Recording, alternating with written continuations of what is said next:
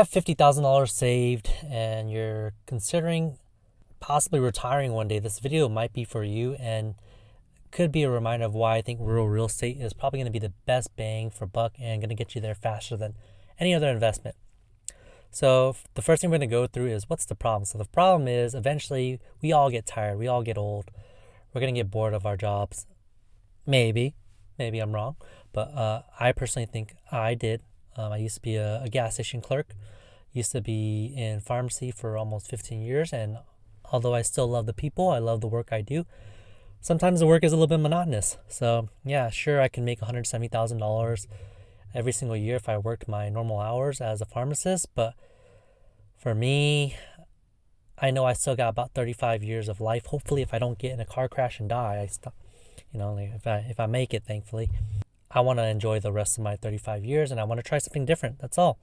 So no, not bagging on anyone for sticking with whatever job they want, but for me, I last about like 7 to 15 years before I want to try something new and kind of really go all in. So yeah, $50,000 into a home in rural real estate. I honestly think it could make about $70,000 to $100,000 gross on these properties.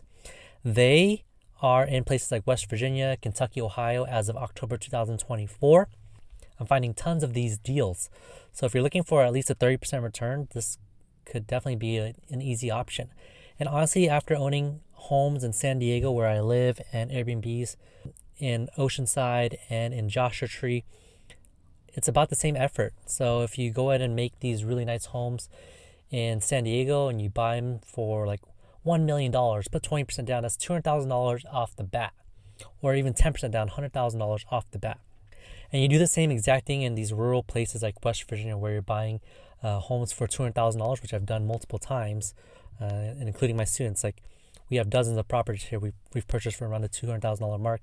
We'll use like 10% down vacation home loans, so around $20,000. And we'll furnish it and design it professionally for about another $30,000. And then we'll put all the furniture on a credit card for 0%. And then we'll just use the cash flow that we make throughout the year to actually pay it all back. So if we make around $100,000, we cut maybe about half of that for expenses. We keep, again, $50,000 you can pay off your furniture. In addition to that, you'll probably start paying off the other things you spent to own the home, like your design costs or your closing costs. And eventually by year 2, you might even get all your money back. And some of these deals get even more wild where we fix it with long-term loans, like 30 years, which what these vacation home loans are. They're 30-year fixed rate loans. You can just hold it for 30 years and you'll eventually own the home without a loan in 30 years because it's amortized. Plus you get the appreciation, you get the tax write-off. So these $200,000 homes, if it normally appreciates how it has been the past few years, it should be worth around $600,000. And because these, again, homes are making $100,000 every single year, there's really no reason to sell it unless like the national park burns down or something like that. Then that could be catastrophic. So now you know what these rural real estate homes can do and you know why I like them.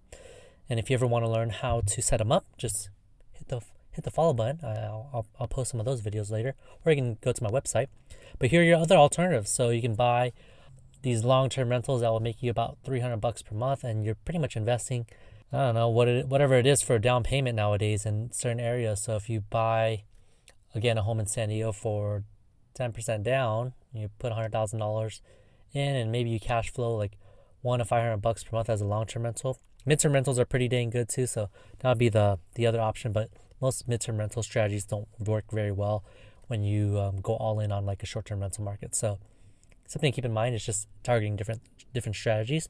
But if you're in like Spartanburg, South Carolina, where I also buy, midterm rental strategies work pretty well there too. It's a little bit less than short-term rentals, but you still have to pay for the furniture and pretty much everything you would for a short-term rental. So might as well like maximize and make a little bit more, unless you just get a really good midterm rental. Then go ahead, that's fine. Do what you need to make your money. If you put $50,000 into index funds, that's only gonna be what is that? $6,000 a year. So way worse than $100,000 a year gross. If you put it into bonds, it's like 4 to 5% every single year. So it's even worse. That's probably like $2,500 every single year. If you put in high yield savings account, about the same, but at least high yield savings accounts are flexible. so you can spend it on a home whenever you need to. So I don't hate high yield savings account. I use Ally. If anyone's curious, that's who I like to use my high yield savings account. You can buy crypto. Crypto's not a bad investment if you believe in it. I mean, people make 0 to 1,000% returns, but you can also lose pretty much your whole investment if you buy the wrong things. And it's so new, there's just not a lot of historical data. I think it's been out around for like 15 years or so. So I have some crypto. I'm not hating on it, and I hope it does skyrocket, because if it does, I make a little bit of money too. But I'm definitely not putting all my eggs in cryptocurrency. You can buy, a primary home. Primary home is cool because you have to live somewhere, so you're gonna spend money on something anyways, so might as well just be on your primary home, unless rent is way cheaper. So that might be one downside. But again, if you're in San Diego and you pay 3.5% down on $1 million home, so $35,000, if you're qualified for that much, if anyone makes $400,000, maybe a doctor or a surgeon might be able to afford 3.5% down on $1 million home, if that's what you want to go with. But it is a lot of money out of your pocket. Like, your mortgage is probably going to be like almost $8,000, $10,000 every single month.